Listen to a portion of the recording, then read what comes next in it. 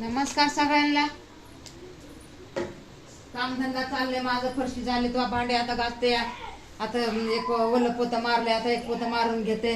आता ती सुनबाई येईन आता जेवायला.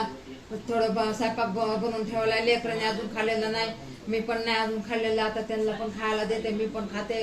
दवा गोळी खाऊन घेते आणि मग नंतर आता एक पोतं मारून घेते. नंतर जेवलं ना लगेच घाण होतंय ना घर. काय लेकरं बाळ आहेत ना, तर लगेच ते चिकट बिकट करते, ते मला नाही आवडत. मी लगेच वापस पोतं मारून घेते. बघा चला मग मी आता जेवण करायच्या तयारीला लागते. हे झालंय का रे तुझा तन्मय? तन्मय झालंय का?